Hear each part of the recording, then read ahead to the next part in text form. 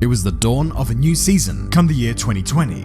Well, 2020 was the dawn of a lot of things, but it was wintertime in Europe, a time of dormancy for most. But for the young kids eyeing up a future in Formula 1, it was time for the de facto boot camp, or as is more commonly known, the Toyota Racing Series in New Zealand. Because of course, as we know, there's only 3 guarantees in life: death, taxes, and Josh Revel mentioning the Toyota Racing Series. Among the favorites that season were the likes of the Red Bull Juniors, Liam Lawson and Yuki Tsunoda. Both were in M2 competition, the top team at the time, and were thought to be a shoo-in for at least the top 3. Down the grid, teams like Kiwi Motorsport struggled, cars of theirs generally toward the bottom of the field, at least for the most part, because that season, the number 43 Kiwi Motorsport car was becoming annoyingly fast and was a constant pest to those thought to be the guaranteed champions. Despite everything, he would take a win here on this day at Hampton Downs, would take a further 7 podiums, and would finish 3rd in the Drivers' Championship, beating current V-Carb Formula 1 driver Yuki Tsunoda and beating the defending champion Liam Lawson in the New Zealand Grand Prix.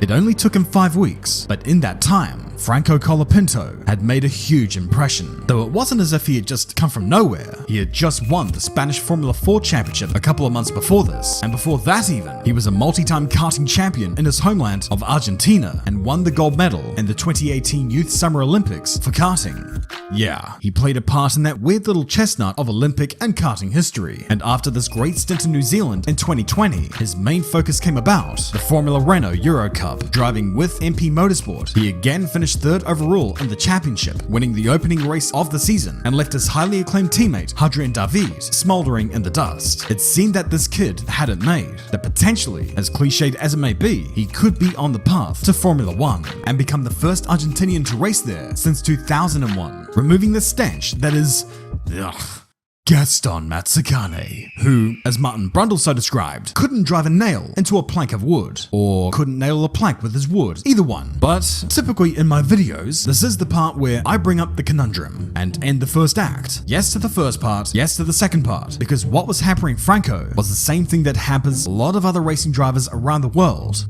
money. Budget constraints meant that Colapinto was initially relegated to a season of sports car racing for 2021, driving whatever LMP2 car just so happened to be lying around at the time. He did about as well as you would expect, taking a win in the European Le Mans series. He also made a one-off appearance driving an Audi R8, but really, was this really what he wanted? After all, just last year, he had straight up beaten a dude who was now driving in Formula 1. Thankfully, after sifting through the couch, or busking under a Croydon lamppost, the funds were found to put Colapinto into the Formula Regional European Championship, driving once again with MP Motorsport. It was a welcome reunion, but immediately, weird started to rear its head. At the first round at Imola, Colapinto had a pretty noticeable handicap in that he wasn't at the circuit. Reason being was because of his sports car commitments, and thus was forced to miss this round. At the next round at Barcelona, he bozoed himself out of both races, and with good points on the table, he only had himself to blame. What happened at the next round, however, was cruel. After qualifying for the round in Monaco, Colapinto was disqualified and was forced to withdraw from the event. The reason? 2 small spaces on the car were installed the wrong way round.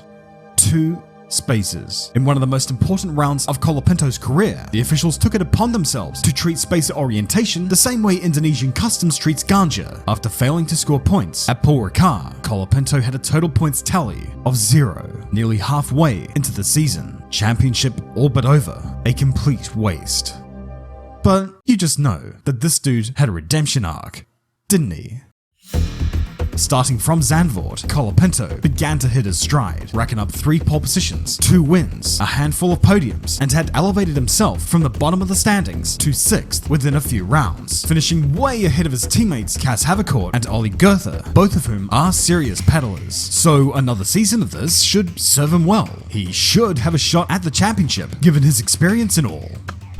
No, that would have been too easy. Instead, he would make the step up to FIA Formula 3, the support card for Formula 1. He would be driving for Van Amersfoort, and it wouldn't take long before he started to win here. The pace of the Van Amersfoort was kind of all over the place, but he did secure 2 wins at Imola and Monza to finish 9th in the championship overall with 76 points, which was over 5 times more than what his teammates had scored. Combined, he stayed on board for another year, although this time reuniting with MP Motorsport. motorsport. He took another 2 wins, was virtually always in the points, and was just a little tiny bit away from scoring second in the championship. As it was, he finished 4th in the standings, and once again, way ahead of both of his teammates. It was a very good campaign, but it could have been better. Initially, he had won the sprint race in Melbourne, but clearly he had pissed in someone's cornflakes because he would be disqualified from the race due to the car having an irregular keel. Keel? What, this thing a boat? He was also on course for perhaps maybe a podium in the feature race, but after making this audacious move on Dino Beganovic, he was rewarded for his efforts with a puncture, which was followed up by this. To his misfortune, these kinds of things don't really give you any points, and in the final race of the season, a time where he could have secured second in the championship, he had to retire when his front suspension went on strike. Still, if there were to be any silver lining here, this was his first season as a Formula 1 Academy driver, signing up that year with Williams. Maybe not the most reputable of academies, but he was halfway toward his end goal, and he did partake in the final round of that year's Formula 2 championship in Abu Dhabi in anticipation of a full-time drive in 2024, where he would once again pair up with the team that has afforded him so many opportunities. MP. The M standing for magic, and the P standing for, I don't know, something. In the sprint race at Imola, Colapinto was hounding Paul Aron for the lead, but passing at Imola in these boats is kind of virtually impossible, especially if the defending driver were to hug the inside into turn 1, null and voiding the DRS advantage for the car behind them. Thus, for most of the race, Franco just couldn't find a way past. Starting the last lap, it seemed just like any other. As long as Aron hugged the inside line, there was just no way that Colapinto was going to get past. Then again, this was Franco Colapinto. He's a bad man. The brother is special.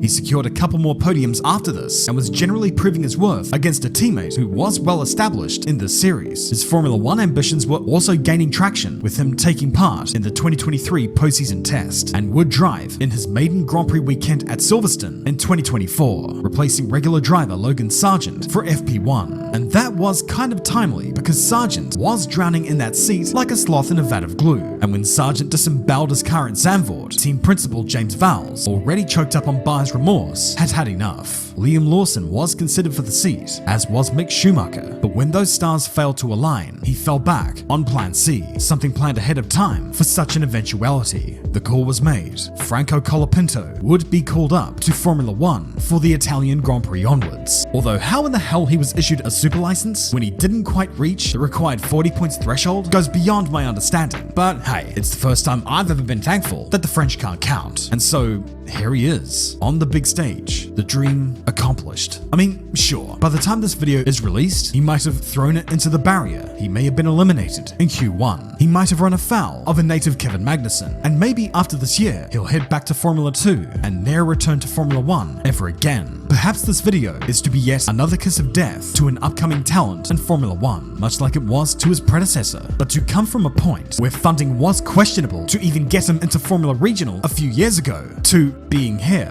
on the biggest stage of them all is just awesome, and to a degree, surprising.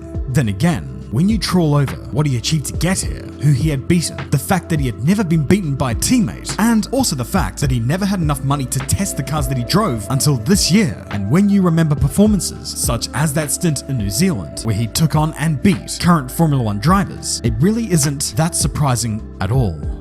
This is Franco Colapinto.